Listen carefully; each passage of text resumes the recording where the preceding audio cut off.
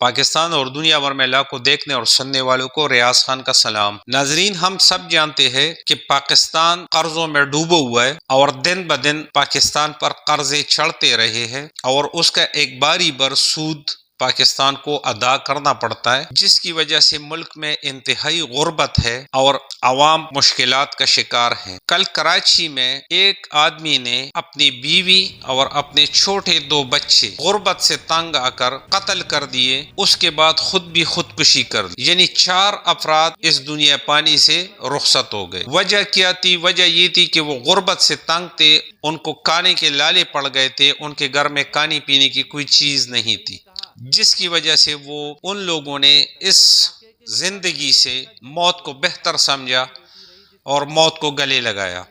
جبکہ دوسری طرف ایشیائی انفراسٹرکچر انویسٹمنٹ بینک نے $50 کروڑ اسٹیٹ بینک کو منتقل کر دیے۔ اس قرض کے معاہدے پر مصر کے شہر شرم الشیخ میں دستخط کیے گئے تھے۔ حکمران طبقہ موجیں اڑانے کے لیے، اپنے عیش و عشرت کے لیے کہیں نہ کہیں سے بندوبست کر لیتا ہے۔ حکمران طبقے کے عیش و عشرت میں کمی واقع نہیں ہو رہی ہے۔ پاکستان کے حکمران بیرونی دوروں پر کروڑوں اربوں روپے خرچ کر رہے ہیں، لیکن غریب عوام کے اوپر کسی قسم کا 1 روپے بھی نہیں خرچ کرتی۔ کوئی غریب کے لیے کوئی پاکستان میں ریلیف نہیں ہے، جس کی وجہ سے غریب عوام پریشان ہے اور خودکشیوں پر مجبور ہے۔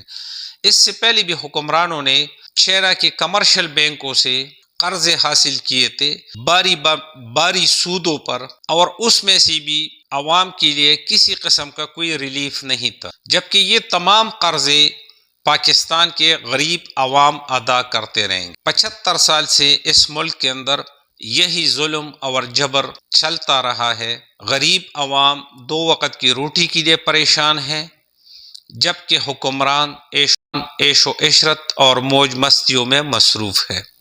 پچھلے 75 سال سے کہ ایک طبقہ جو حکمران ہے وہ موج مستیاں اور عیش و عشرت کرتا رہا ہے، جبکہ دوسرا طبقہ جو غریب عوام ہے وہ دکھ، پریشانیاں اور غربت سے خودکشیوں پر مجبور ہے۔